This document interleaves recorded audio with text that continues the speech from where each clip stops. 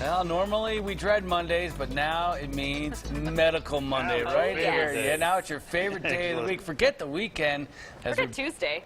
I like the Medical Monday. Medical I like Monday. That. In case you didn't notice, I'm usually here Tuesdays. I'm here Mondays now. Yeah, and you have a new practice as well. New practice. Well, we've been in Monument for 7 years at Premier Urgent Care, and what we're doing is changing a little bit to meet the needs of Monument. And basically, we're collaborating with University of Colorado Health. It's Dr. Vutsala up there. She's going to take over primary care during the day. She's great at women's health, adolescent health, dermatology. Premier Urgent Care, there you see it right there, is going to change to an after-hours clinic just in Monument. We'll be open 5 to 10 Monday through Friday, and on weekends 8 to 6, so we can meet that need for Monument because it's grown so huge lately. It really has. Somebody needs to be there late, so it's the same fine care they've been receiving for 7 years. Hours have just changed a little bit, and the University of Colorado Health is going to be moving in during the day for family practice during the week, which is needed up there as well, especially women's health, adolescent health, dermatology. And again, this is going to be a fantastic collaboration we're having with them. We're very, very excited about this. That is exciting for you, Dr. The Colorado Springs Clinic is going to stay exactly the same as it is. Okay. And so that's going to stay the same. And there you see right there, University of Colorado Health and Premier Urgent Care, after hours urgent care. We're there for you. Hard at Just work. changing in Monument then. Just changing so in people Monument. know. The hours are going to change a little bit. But again, same care, same doctors, fantastic help. Well, we do call this Medical Monday There you now, go. so let's talk medicine. All shall we? right. We even got a fancy graphic for you. Measles, still a hot topic, and we may have not seen the end of it. And we haven't heard about this for a while, but you're right. It's still a hot topic. 15 years ago, in the year 2000, measles was considered eradicated here in the U.S. But in just the past year, the United States has seen nearly 700 cases, and we're on track to have even more than that this year. Researchers at Johns Hopkins say more outbreaks are inevitable because of the continued vaccine refusals across the country. Here's what happens. When there are pockets of unvaccinated people, all it takes is one person to start a new outbreak. The study goes on to say a lot of Americans have never even seen measles before, so they don't know how serious it can be.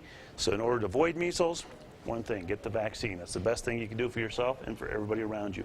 And that's that herd immunity we've talked about in the past. Right. When that starts breaking down, about 92% start getting basically only 90% vaccination rate, which means 8% don't get it, starts breaking down and it can start spreading throughout the community. And we saw that in that outbreak in California. And you're seeing that continue on, and it's going to continue more and more outbreaks. So please help everybody out. Well, we talked about how being sedentary puts you at risk for a lot of things, but now there's more evidence that sitting can also be hard on your heart. And this is something we've talked about in the past a lot. Sitting, you want to stand up as much as you can. If your job requires you to sit for long periods of time, go ahead and stand up and walk around every now and then. Your heart's going to thank you for that later on. Sitting for many hours per day is associated with an increased risk of coronary artery calcification. That can lead to a heart attack.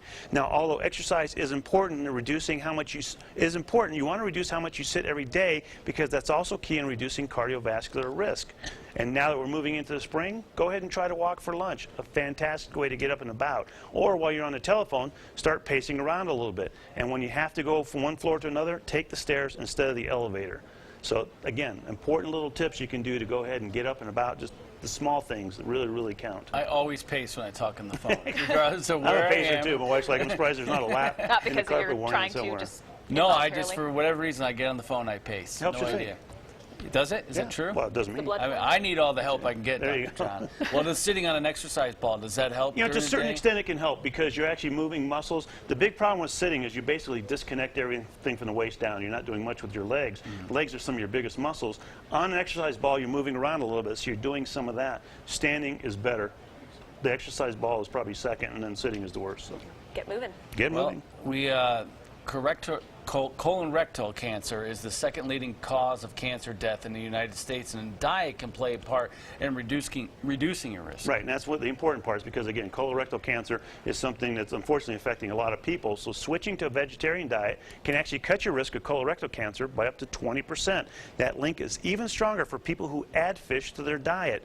Now, more than 77,000 people were part of the study. The study found that vegetarians also ended up eating fewer sweets, snack foods, and high-calorie drinks. Now, there's a link between red and processed meat and the higher colorectal cancer risk. This has been shown before, but it's not known whether there's something in vegetables that's protective against this or whether there's something in meat that's harmful. Again, this is the cause relationship saying, you know, is it cause and association? In other words, does the meat cause the cancer, or do people who happen to have a lot of red meat just happen to get cancer as well? So again, we don't know if it's a cause and effect relationship, but a vegetarian diet might be a sign of other healthy type behaviors like exercising and not smoking. Extremely, extremely important. And we've heard about the Mediterranean diet helping in a lot of different Right, the Mediterranean diet has a lot of fruits and vegetables, nuts, legumes, fish, those kind of things. So, again, very, very important. Thank you so much, Dr. John. Medical Monday, first one I of like the it. books. first Ta-da! and Medical Monday. Bright And come Light see us Monday. at the After Hours Clinic, Premier Urgent Care. And we'll see you on Thursday. Is that We'll correct? see you on Thursday. Skyping. We got to think New of technology. some alliteration for that one. There you go. Figure out something. Thanks, Dr. right. John. We'll be right back.